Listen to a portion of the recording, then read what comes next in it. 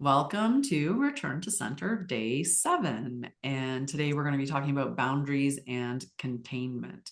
So just give me 1 second and I will share my screen and do all of that good stuff and we'll get right to it.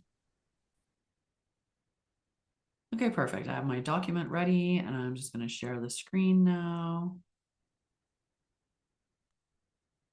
Alrighty, so this is the bonus document that you got as a part of Return to Center. And it includes each of the daily practices, such as day 1, arriving here, plus a whole page of bonus practices, including reflection prompts, another grounding practice, integration notes, and a centering statement, which they also, plenty of room for you to be able to write your own. Day 2 was establishing safety. Day 3 was reconnecting to the body. Day 4, internal listening. Day 5, emotional regulation without story.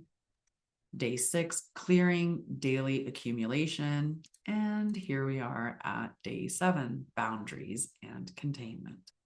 Okay. Some of us will just get just thinking about boundaries and containment.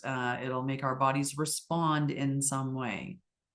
So the focus of today's session is energetic boundaries without defense. Okay. So today's focus is on boundaries, but not in the usual sense of rejection or protection. We're not here to build walls. We're here to understand containment, the ability to hold your own energy without spilling it into everything around you. So many people think boundaries are about saying no to others.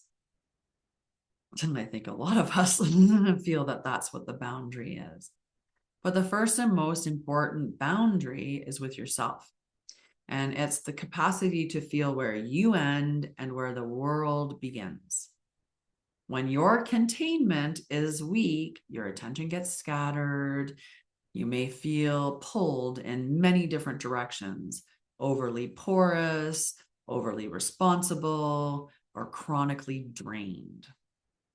This isn't always about other people crossing lines. Sometimes it's about having no inner perimeter to begin with. So, containment is not a form of hiding, it's a form of inner coherence. When your energy is well held, you stop leaking, you stop blending or absorbing. You remain in contact with others, but without collapse or overwhelm. So today's practice, it's not a shield, it's not defense. It's a gentle sense of your own space. The more familiar you are with this space, the easier it is to notice when something does not belong in it and respond accordingly. Containment creates steadiness, and steadiness makes your presence stronger, clearer, and more restful for you and others. Okay, so I want to add a little bit more on this with talking about boundaries and containment and your energy in your space. So to look at this, and this is something you can look at scientifically, you can look at the heart math. So this isn't just spiritual that we're talking about, and quantum physics is catching up to what esoteric metaphysics and spirituality has been talking about for a long time. So as science continues to grow and gather, more finite testing instruments, as we're able to expand the spectrum of what we're able to capture, we'll start to see more and more things align with what people have been talking about for a really long time energetically. But your heart is a vortex. Okay. Your heart, when you look at the heart as when you look at the heart as a muscle, if you were to look at that heart, you would open it up and it would unroll. It actually unfurls like a vortex. And that's because that's exactly what it is. And we have a toroidal field of energy that goes around us. This energy that swirls around us goes out further than what your body, right? Your heart sensing more than just what is your body.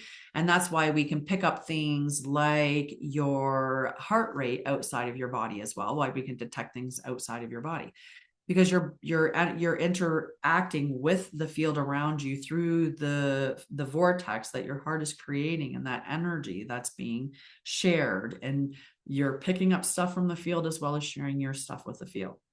So this is about understanding that space that exists around you. So this is sensing into essentially your aura, your energetic bodies, and your toroidal field. All right, so we're going to do this containment visualization. And it's really simple. You're just going to sense a comfortable perimeter around the body. And you can see this as a 300, like an orb, a circle, a ball, right? A ball.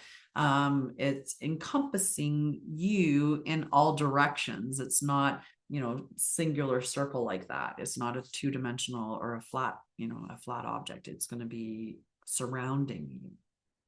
So sense a comfortable perimeter around you. This is your boundary. And I want you to practice opening and now closing it around you. So play with that for a few tries, going back and forth between opening your perimeter, your boundary, and closing your boundary.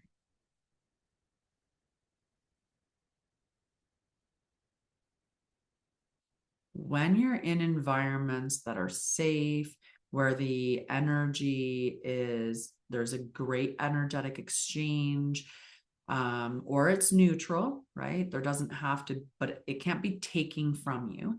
When you're in those spaces, then you can leave that perimeter open and allow that exchange of energy to occur, or allow yourself to not lose any energy. But when you're out in public, you can practice closing that, or when you're around other people who are energy vampires, or, in other situations where there's a lot happening energetically around you, you can close your perimeter, your containment, and put a boundary up of your energy, not just others. And this topic highlights on empathy, and not empathy when we just talk about experiencing the emotion of empathy, but when we take it to the level of believing that we are empathic and then adopting the label of that. Because much of the labels of an empath talk about an individual who is feeling everybody else's energy, feeling everybody else's emotions, and it's almost as if there's no will, that they just feel them whether they want to or not, and that it's overwhelming. So when you identify as an empath, which, there's a real push for people to want to be identified as an empath, because they think, I don't know, something about it, society, right? What's being said about empaths. But just be careful that you're not saying to yourself through that label and through that identity that you're meant to have porous boundaries, because that's going to be creating the very thing that you do not need, and that's to be taking on other people's energies or emotions. Okay, so our integration question is going to ask, where does containment feel supportive rather than restrictive? And we'll come back and talk after we're done in our little conversation by ourselves. We'll come back and recap what was said off camera. We'll see you in a minute. All right, so we had a really good discussion about where does containment feel supportive rather than restrictive. And within the conversation, it came up with, it depends on where the instruction is really coming from. Like if your ego is putting it up because it's more of in that protective or restrictive way, rather than your higher self or your oversoul knowing, I'm putting this up because this is positive for us. So it's making it more of that type of a decision that's aligned or unaligned in a way. But when we're looking at it in the sense of trauma, we can be looking at it, am I putting it up because I'm blocking off energy? Like I'm containing my energy from other people, like I'm robbing them of my essence because they did something and it offended me or it hurt my feelings. So I'm withdrawing. That can be more of the restrictive containment versus, the other way in which you're containing yourself because maybe you're having a really bad day and you know that your energy is kind of all over the place, so you just put your own perimeter up so that you're not sending that energy out to others, as an example of the way that you would do it so that it is more supportive. It can also be where we're putting the boundaries up in environments where we know that there are known energy vampires. So we're doing it so that we protect ourselves from having our energy taken away from us. All right, let's step into the bonus part of the document. Our reflection prompt is, what emotion have I been avoiding that wants to be seen? And maybe even listened to. That would be a nice practice.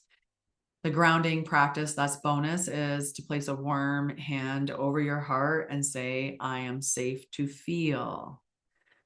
And then let the emotions arise without judgment. You don't have to make story. I think we already covered that, right? So you just allow it to be up and observing it. One of the nicest things that we can do to our nervous system to allow it to sit within a safe space is to just allow things to be without judging or trying to change or fix anything. So this can be a very helpful practice. The integration notes describe what you felt and where did it show up in your body. And the centering statement, I allow emotion to move through me with grace. If you don't like that, you can always create your own. There's plenty of space to do so. All right, tomorrow we are looking at simplifying attention. I'm going to stop sharing. I think it's done sharing there. Okay, so tomorrow when we'll be talking about simplifying attention. That will be day 8, which means we have just the 3 days remaining. If you're feeling like these practices are just the tip of the iceberg, and you feel like you could really go further and, maybe it's touching on some things that are a little deeper, or maybe even just wanting one-on-one. You can approach that in a couple of different ways. You can always sign up for a trauma and nervous system support session with me, which is a one-to-one session. And we'll cover a variety of things within that session. If you want to understand more about that, you can check out the website, or you can set up for a free call to discuss what that session can entail, because it's just too much to give information here because it's really more of a custom session. The other option that you have is to do the full journey in return to self. This is a 6-week, 12-session course where we go deep into trauma. We go into inner child work, shadow work. It's absolutely a beautiful and powerful course. So you can look at that for either of those things. I still think that the first step is that free clarity call so that you can understand and have any questions answered. But that's it for today. I will see you tomorrow.